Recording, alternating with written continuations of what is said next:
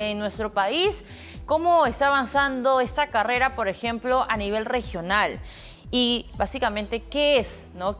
¿De qué hablamos cuando hablamos de un fraude ocupacional? Vamos a conversar con Fernando Calderón, director de Midot en Colombia, Perú y México. Fernando, ¿cómo estás? Bienvenido. Muchas gracias, muy amable por este espacio y un saludo a todo el auditorio. A ver, Fernando, ¿qué es el fraude ocupacional? Cuéntanos, por favor, como un ABC para que el televidente pueda entender y aterrizar este concepto y que sea muy familiar cuando hablamos de las empresas en general en nuestro país. Claro, hablamos de fraude ocupacional o comportamientos contraproducentes en el ámbito laboral, aquellos conductas inapropiadas como son el robo, el fraude per se, soborno, corrupción, malversación de servicios, suplantación de identidad, por mencionar los más importantes, y que pues desafortunadamente se presentan en prácticamente todas las empresas del país y de Latinoamérica. Ahora, ¿qué tan común es en Latinoamérica? Porque, a ver, Midot tiene ojos en Colombia, Perú, México. Y en todo el mundo. Y en todo el mundo. O sea, Latinoamérica es un mercado, a ver, para usar este término, donde se registra comúnmente estos fraudes ocupacionales en las empresas, y es en todas las empresas, más en las grandes, en las medianas, en las pequeñas. Esto efectivamente es un fenómeno que aquí en Latinoamérica se presenta bastante comúnmente por nuestra cultura, ¿no? A diferencia de otras culturas occidentales. Pero lo más importante es un dato que tenemos reciente del reporte 2024 de la Asociación de Examinadores de Fraude Ocupacional. Para la parte de Latinoamérica, Perú ocupa el tercer lugar dentro del continente como el país con más casos de fraude ocupacional. ¿De cuántos países? De Latinoamérica. En Latinoamérica, después de México y de Brasil, Perú ocupa el tercer lugar de casos que se han presentado en las empresas. Este tipo de casos efectivamente se presentan en todo tipo de empresas, desde la pequeña, mediana y la grande empresa, porque en las diferentes escalas, son pocas las diferencias entre en el tamaño de la empresa, porque pues es una naturaleza el hecho de que las personas, como decimos nosotros los infractores laborales, como se dice, hay una frase que dice que el robo se hace en el momento, ¿no? Que la ocasión hace al ladrón, ¿no? Y esto pasa en las empresas, o sea, cuando hay procesos que son muy laxos, cuando hay situaciones en donde se pone muy a la mano cuestiones de seguridad, de activos, de valores, de instrumentos, de inventarios, y esta falta de procesos, pues desafortunadamente en nuestra cultura, tú sabes que la enajenación de servicios se presenta muy comúnmente. Ahora, es muy preocupante esta data que nos das, que es producto, digamos, de este reporte 2024 que ha hecho Midot. Perú, tercer lugar de la región, donde se registra con mayor, digamos, presencia o incidencia, en este caso, los fraudes ocupacionales.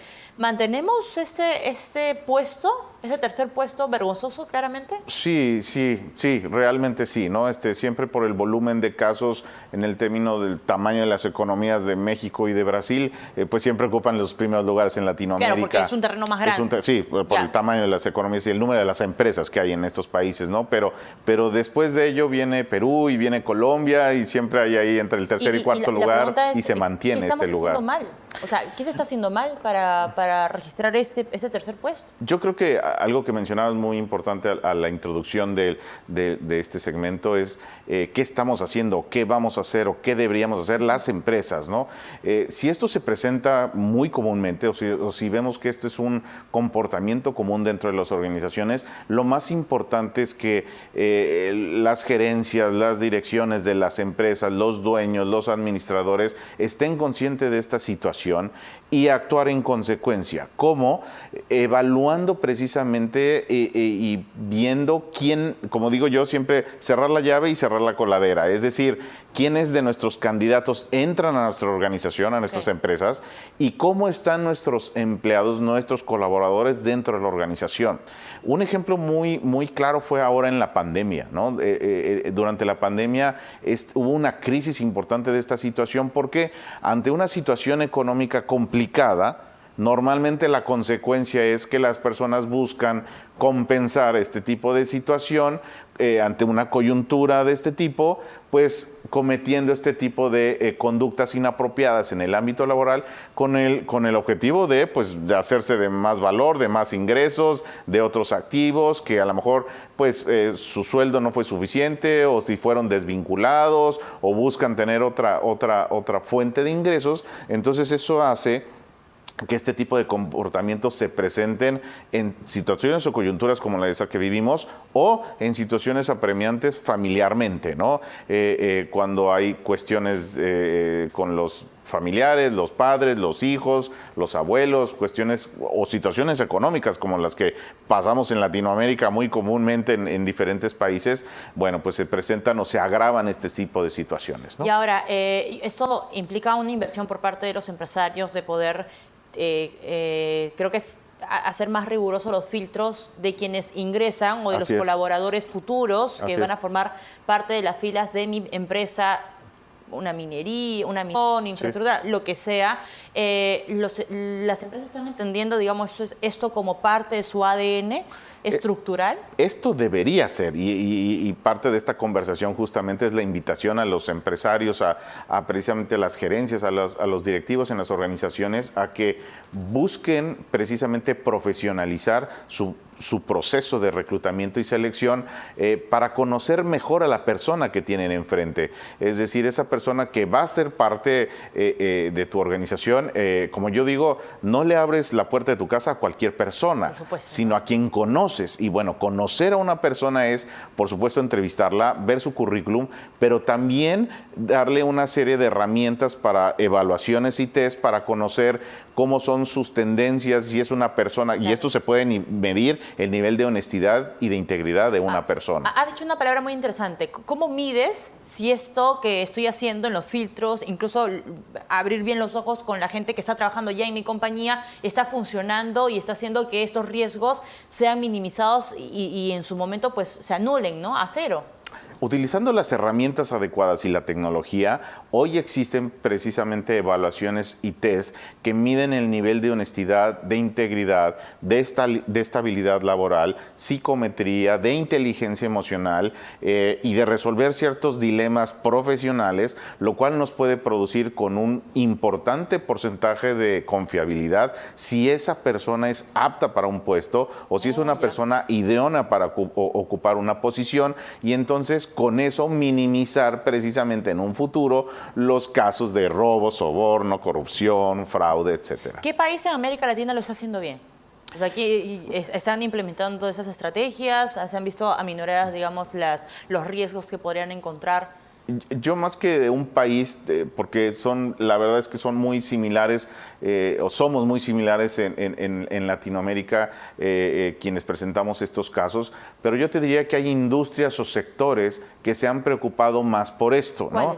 El sector bancario, el sector financiero. Es por la naturaleza también, ¿no? Es por la naturaleza, ¿no?, de la industria y de las empresas, claro, exactamente, ¿no? Manejas data, manejan activos, también, claro, exacto. Entonces, son industrias o sectores que están más sensibles a esta situación, ¿no? Entonces, un funcionario bancario o las aseguradoras, pues están preocupadas por cuidar los activos de su empresa, ¿no?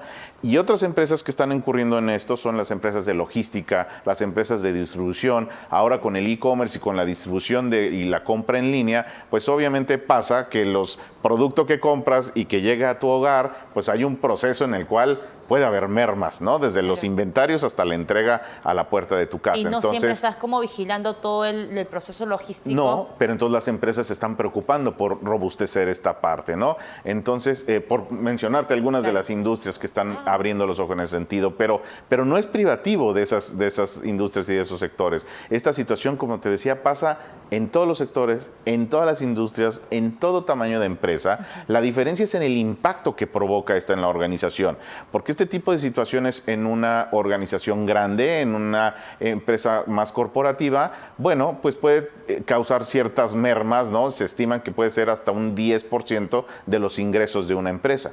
Pero si una situación de estas pasa en una pyme, ¿Es el impacto de un fraude ocupacional? Sí, hasta un 10% de los ingresos de una empresa. Puede llegar a suceder. Anual. Anuales, exactamente. Wow. Pero una empresa de ese grande puede tener la espalda para soportarlo. Claro, pero una una pequeña, exactamente, pero una empresa pequeña donde caigas en un comportamiento de este tipo, te puede llegar a la quiebra del negocio o a que tú cierres por el nivel de vulnerabilidad. Entonces la invitación es mucho más grande.